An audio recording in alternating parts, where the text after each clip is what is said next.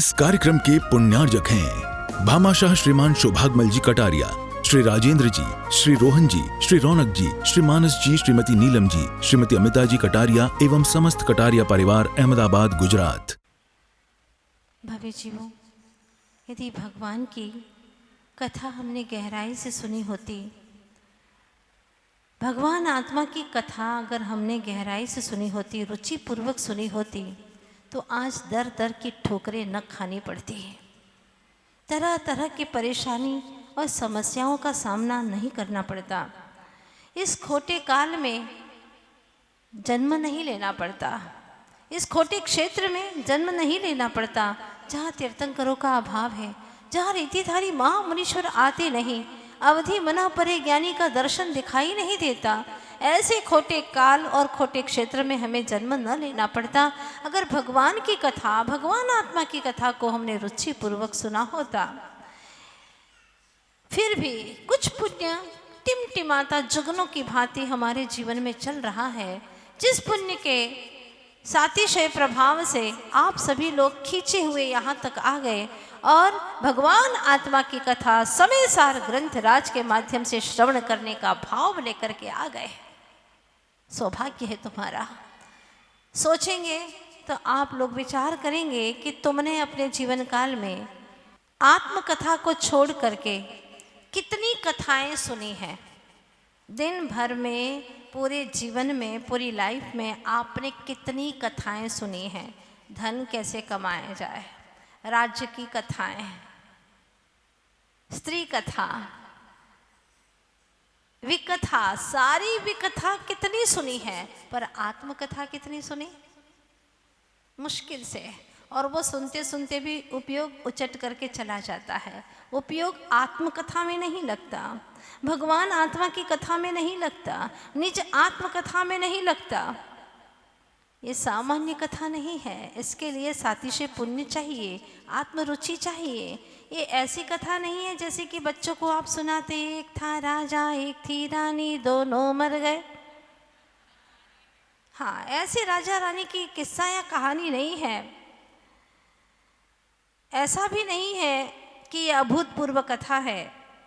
हाँ, ये अभूतपूर्व कथा है नहीं, ये मेरी अपनी कथा है, मेरी अपनी, और अनादिकाल से ये चली आ रही है। किंतु ये जो अनादिकालीन कथा है वह परिभ्रमण की कथा है। जीव और कर्म के साथ की बीती हुई जो घटनाएं हैं उसकी कथा है। मेरी अकेली चेतनात्मा की कथा वो अभूतपूर्व कथा है। अभूतपूर्व इसीलिए क्योंकि वह पूर्व में इस जीव ने कभी सुनी ही नहीं है, रुचि पूर्वक नहीं सुनी। अगर सुनी होती तो यह जीव दर दर की ठोकरें न खाता, ये 84 लाख गलियों में, योनियों में जन्म न लेता, बार बार जन्म मरण नहीं करता। यह महाकल्याणकारी कथा है, निशुद्ध आत्म तत्व की कथा, जिसको सुन करके लगता है सुध परिचिदानुभूता। मैंने अभी तक ही ऐसी ही कथाएं सुनी हैं जो काम भोग बंद की कथा, लेकिन प्रभु आज तक निज आत्म कथा को मैंने सुना ही नहीं है। सुनने के लिए भी बहुत व्यवहारिकता में योग्यताएं चाहिए, अंदर में आत्मरुचि चाहिए। दौलत राम जी ढाला में कहते हैं, मैं तुम्हें तुम्हारे भव भ्रमण की कथा सुनाऊंगा। ताही सुनो भवी मन थिरे आन, जो चाहो अपनो कल्याण। क्या पंक्ति लिखी है। उस कथा को तुम सुनो। सुनो कहते ही क्या स्पष्ट हो गया कि 4 इंद्रिय जीव तो सुन ही नहीं पाएंगे, क्योंकि उनके पास में कहानी नहीं है। आप सौभाग्यशाली हैं कि नहीं कि आप सुन सकते हैं। आपके पास में 5 इंद्रिय। ताही सुनो, फिर क्या शब्द डाला? भवी, भव्य जीव। भव्य जीव होगा उसे ही सुनने की, ऐसा नहीं है अभव्य जीव भी सुनते हैं, अभव्य जीव भी सुनते, लेकिन रुचि पूर्वक नहीं सुनते। तो क्या कहा? ताही सुनो, हे भव्य जीवों सुनो। तुम भव्य हो कि नहीं? बोलो, क्या प्रूफ है तुम्हारे पास में कि तुम भव्य हो? बोलो। एक दोहा लिखा है, आपके बीच में रखती हूँ। पापी अधर्मी जीव को, पापी अधर्मी जीव को धर्म कथा न सुहाए, के ऊँघे के लड़ी पड़े, के उठी के घर जाए। ये उसके चिन्ह है, प्रतीक है। पापी अधर्मी जीव को धर्म कथा अच्छी नहीं लगती है। आएगा भी कदाचित किसी ने पकड़ करके लाया है मित्र वगैरह के कारण से, अथवा कुछ और चीज़ें देखने के लिए आया है धर्म सभा में। हाँ, हो सकता है, कुछ और भी लक्ष्य हो सकता है। अगर वह आया है तो उसको धर्म की कथा रुचिकर नहीं लगेगी, या तो वो ऊँघने लगेगा या लड़ पड़ेगा। जितने भी लड़ंकू रहते हैं धर्म सभाओं में, समझ लेना वो पापी और अधर्मी जीव हैं। बात समझ में आ रही है ना? वरना धर्म सभा में, धर्म क्षेत्र में लड़ने की क्या जरूरत है? यहाँ विवाद करने नहीं आ रहे हैं, यहाँ आत्मा का परमात्मा से संवाद करने के लिए आ रहे हैं। यहाँ विवाद का कोई काम ही नहीं है। लेकिन पापी जीव बस यही देखता रहता है, क्यों भाई, सुना तो है कि वहाँ पर यूनिवर्सिटी में कार्यक्रम हो रहा है, कैसे खाने पीने की व्यवस्था कैसी है? हाँ, बहुत अच्छी व्यवस्था है वहाँ पर, अच्छी व्यवस्था है। रहने करने का, हाँ, वो लोग भी व्यवस्था कर रहे हैं बैठने करने की, अच्छा है, बहुत अच्छा है। और पंडाल वगैरह में, हाँ, अच्छा है। अब जिसकी सोच अच्छी है, जिसका धर्म का लक्ष्य है, तो वो सब कह देता ठीक है। कुछ ऐसे भी लोग, क्या खाने पीने की ऐसी व्यवस्था होती है क्या? हाँ, ऐसी व्यवस्था, कोई भोजन में रस नहीं आ रहा है, कोई मज़ा नहीं आ रहा है, बैठने का कोई तरीका ठीक है नहीं, कोई परोसने वाले ढंग के हैं नहीं, बिल्कुल अच्छा नहीं लग रहा है वहाँ पर बैठने का। क्या बैठते हैं वहाँ पर, कोई ठंडक भी नहीं है, और अपने को तो कोई जमा नहीं बात वहाँ पर। और कई लोग आते हैं अपनी दादागिरी दिखाते हैं, ये है वो है, पता नहीं जितने भी वह गलतियाँ निकाल सकता था उसने निकालना शुरू कर दिया। तो मैं उन महानुभावों से पूछना चाहती हूँ कि तुम यहाँ धर्म का रस चखने आते हो कि कचरा बीनने के लिए आते हो? बोलो, जवाब दो हमें। यहाँ कचरा बीनने के लिए आते हो? जैसे कि गांव में रहते हैं ना, ऐसे कचरा बीनने के लिए टोकरी लेकर के निकल जाते हैं बच्चे और सब पूरा परिवार निकल जाता है, कचरे बीनते रहते हैं। कोई कागज बीनता है, कोई और प्लास्टिक बीनता है, ऐसे कोई लोहा बीनता है ना। तो यहाँ पर भी कोई खाने पर दृष्टि डालता है कि क्या क्या कचरा बीन सकते हैं। और कुछ तो इतने अच्छे माइंडेड रहते हैं कि हर तरह का कचरा बीन लेते हैं। हाँ, वो भी माइंड वाली बात है कि खाने पीने में, रहने में, वहाँ के लोगों में क्या पहन करके आते हैं, क्या बोलते हैं, कहाँ खड़े रहते हैं, पूरा कचरा बीन करके ले जाते हैं। भाई, यह समो शरण का ही एक स्वरूप है, ये रूप है। अगर आज यहाँ पर प्रेम भाव से धर्म रस चखने के लिए आओगे, रुचिपूर्वक आओगे, कचरा बिनने मत आना, यहाँ पर गुणों के मोती बटोरने के लिए आना, तो देखना एक दिन ऐसा बहुत शीघ्रता से आएगा कि आप सभी जिनेंद्र भगवान के समो शरण में साक्षात पहुंच जाओगे और उनके दिव्य ध्वनि का रसपान करोगे। बस इतनी गुजारिश है, धर्म क्षेत्र में, धर्म कार्य में कभी भी कूड़ा कचरा बिनने के लिए मत आना, मत आना, समय बर्बाद मत करना। माइनस मार्किंग हो जाएगी बेटा, पूर्व का किया हुआ पुण्य है वो भी माइनस हो जाएगा। इसलिए ऐसा खोटा काम नहीं करना। बनिए का बेटा है तो घाटे का सौदा नहीं करना। बात समझ में आ गई? यहाँ ही नहीं, दुनिया में भी सवेरा हुआ, सुप्रभात हुआ और शुरू हो गया। दिन भर कचरा बीनते रहते हैं। घर में जाते तो घर का कचरा, ऑफिस में जाते तो ऑफिस का कचरा। हाँ, जहाँ जाओ वहाँ कचरा ही बीनते रहते हैं। डस्टबिन होता है ना, ये डस्टबिन बना रखा है, आओ डालो, आओ डालो, जो भी डालना है डालते जाओ, डालते जाओ, डालते जाओ। अरे भाई, ये कान है, इससे जनवाणी रूपी अमृत औषधि का रसपान करो आप। जो अमृत औषध तुम्हारे जन्म मरण के भयंकर रोगों को मिटाने वाली है, उस औषध का रसपान करो। इसको डस्टबिन मत बनाओ। 24 घंटे में पुरुषार्थ करो कि मुझे गलतियां नहीं देखना, मुझे हर जीव के गुणों की ओर दृष्टिपात करना है। कम से कम धर्म क्षेत्र में तो बख्शो। हाँ हाँ, ये बात है। अंतरंग से ये भाव आना चाहिए, अगर अभी तक किया हो तस्मिच्छामि दुक्कडम, सब मिथ्या हो, मेरा दुष्कृत सारा मिथ्या हो प्रभु। अब मुझे एक दृष्टि मिली है कि धर्म क्षेत्र में जाऊं तो वहां पर कभी किसी की गलती आना देखो। अगर कोई व्यक्ति आया भी है तो आप उसको देखो, सौभाग्यशाली समझो। अरे क्या आता है, इतना बेईमान आदमी है, वो आ करके बैठ जाता है अकड़ अकड़ करके, इतना बेईमान है, इतना दुर्व्यसनी है, लड़ंकू है, ऐसा है वैसा है, ये ऐसा है और वैसा। तू कैसा है? गलतियां देखने वाला कैसा है ये तो बताओ। यहां आ जाता है, सबसे आगे आगे बैठ जाता है, हमें बिल्कुल पसंद नहीं आता, पूरे टाइम परिणाम बिगाड़ता रहता है। कम से कम आज से एक बात सीख लो, मैं उसकी भी अच्छाई देखूंगा। आज से मुझे वो अच्छा लगेगा, क्यों नहीं लगेगा, मैं जैसी सोच बनाऊंगा वैसा ही होगा।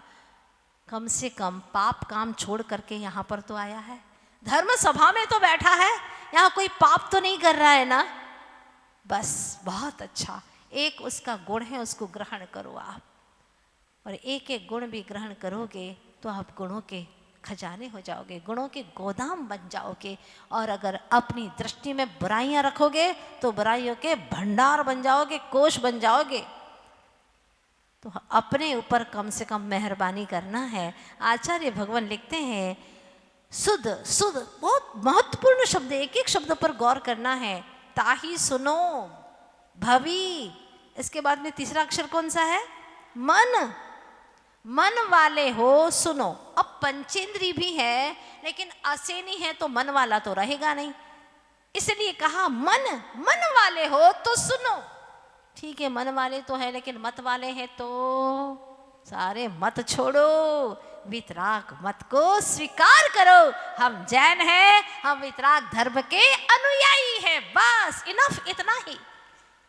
पूजा पद्धति हो सकती है किसी की भी अलग, लेकिन हमें किसी से प्रयोजन नहीं। बस तू वितरागता का अनुयायी है ना, मेरा भाई है, मेरा साधर्मी भाई है, हृदय से प्यार करो उससे, कितना अच्छा लगेगा। ताही सुनो भवी, मन। मन वाले हो तो सुनो, लेकिन और आगे क्या कह रहे? थिर आन। मन तो है तुम्हारे पास लेकिन मन चंचल है, बैठ तो गए यहाँ पर लेकिन दिमाग तो, उपयोग तो पूरा बाजार में घूम रहा है। हाँ, बैठे यहाँ, यात्रा बाहर की चल रही है। ध्यान रखना, मन थिर आने की शब्द कैसा गुथा दौलत राम जी ने। ताही सुनो भवी, मन थिर आन। मन कितना चंचल है तुम्हारा, पल पल में बदल जाता है। बच्चा स्कूल गया, चिंटू नाम है उसका, स्कूल में पहुंचा, गुरुजी ने कहा लेट क्यों हो गए? हाँ, बाहर जाओ, बाहर खड़े हो जाओ, पनिशमेंट है तुम्हारे लिए। गुरुजी लेकिन सुनिए ना। क्या सुनाएगा अब? हाँ, लेट आया है ना, बाहर खड़ा हो जा। गुरुजी सुनिए ना। क्या सुनाना है? गुरुजी क्या है ना, वो मेरी माँ ने आज रसगुल्ले बनाए थे। तो रसगुल्ले बनाए थे तो इसका क्या मतलब, इसका क्या संबंध है लेट आने का? गुरुजी बात ऐसी है ना, माँ ने जब रसगुल्ले बनाए थे तो माँ ने कहा था कि गुरुजी के घर पे दे आना। अच्छा अच्छा अच्छा, ठीक है ठीक है, आजा बैठ जा, अंदर बैठ जा। दे के आ गया? नहीं गुरुजी वो नहीं दे पाया। क्या हो गया? मुझे रास्ते में बहुत जोर से ठोकर लग गई तो रसगुल्ले सारे नीचे गिर गए, धूमिल हो गए। बाहर जाओ, बैठ जाओ बाहर। गुरुजी आप आगे की बात सुन लो ना। अब क्या सुनाएगा? रसगुल्ले सारे गिरा दिए ना तूने, घर तक दे करके नहीं आया ना, बाहर जा। तो गुरुजी और सुनिए ना, फिर मैं माँ के पास गया था। क्या हुआ फिर? माँ ने मेरे को डांटा और कहा कि गुरुजी के घर पे तो रसगुल्ला दे करके नहीं आया। हाँ, अच्छी बात नहीं है, बैठ जा, अभी मैं तुझे खीर बना करके देती हूँ और गुरुजी के घर तक दे आना। अच्छा ऐसा है, आ जाओ आ जाओ, बैठ जाओ। दे आया? गुरुजी फिर आप पूरी बात सुन लीजिए ना। मैं निकला था खीर देने के लिए, फिर क्या हुआ? वो क्या है ना गुरुजी, मेरे को खीर बहुत पसंद है। तेरी पसंदगी से लेट आने का क्या औचित्य है, क्या संबंध है? वो क्या है ना गुरुजी, इतना टाइम हो गया था, मुझे भी भूख लग रही थी और खीर मैं बहुत पसंद करता हूँ, तो फिर मैं क्या, मैं खा गया गुरुजी सारी खीर। बाहर जाओ, चलो बाहर जाओ। सुधरे हो आप लोग? हाँ, है तो बहुत छोटी सी बात, लेकिन ऐसा मन क्या तुम्हारा चंचल नहीं है? पल में अच्छे काम के लिए विचार करते, नहीं मुझे गलत काम नहीं करना, फिर पल भर में पलटता है, ऐसा पलटा खाता है और गलत से गलत काम करने के लिए राजी हो जाता है। चिंटू के जीवन में जो घटना घटी थी और गुरुजी का जो चंचल मन था, आपका भी कोई कम नहीं है चंचल मन। देखना आप लोग, ये तो एक मैंने उदाहरण पेश किया है। आपका मन दिन भर में कितने पलटे खाता है? कई बार मन में आता, ओह मैं एक अखंड चैतन्य आत्मा, ज्ञायक स्वरूप आत्मा, जीवन का सार यही है कि मैं अपने आप में रम जाऊं, अपने आप में लीन हो जाऊं। लेकिन ये भावनाएं क्षीण हो जाती हैं, फिर बाहर में भटक जाता है, फिर वही शरीर रूप रंग, वही हाव भाव, वही तेरा मेरा थारी मारी, उसी में लग जाता है। क्या हो रहा है? आचार्य भगवान कहते हैं, मन होते हुए भी तू स्थिर नहीं कर पाता। नहीं हो पाता है। क्यों नहीं हो पाता? मन किसका है? तेरा मन है ना, तो स्थिर क्यों नहीं हो पाता? मन को स्थिर कर। जब दुनिया के काम में तू ठान लेता है, वो कर ही लेता है, तो यहाँ पर क्यों नहीं करता? जैसे तुमने ठान लिया कि मुझे उसके घर नहीं जाना है, नहीं जाएंगे, मुझे उससे नहीं बोलना है तो नहीं बोलेंगे आप, हाँ, मुझे उसके वस्त्र नहीं पहनना तो नहीं पहनेंगे, वो गाड़ी नहीं चाहिए तो नहीं चाहिए, अभी मुझे आज रात में 12 बजे तक नहीं सोना है तो नहीं सोते, है ना? कितना ठान करके अपने आप को पक्का करती हूँ कि मुझे नहीं करना तो नहीं करना। तो आज से ठान लो कि मुझे दुख के जो कारण है उस तरफ अपना उपयोग नहीं ही ले जाना है। इस कार्यक्रम के पुण्यार्जक थे भामाशाह श्रीमान सौभाग्यमल जी कटारिया, श्री राजेंद्र जी, श्री रोहन जी, श्री रौनक जी, श्री मानस जी, श्रीमती नीलम जी, श्रीमती अमिता जी कटारिया एवं समस्त कटारिया परिवार, अहमदाबाद, गुजरात।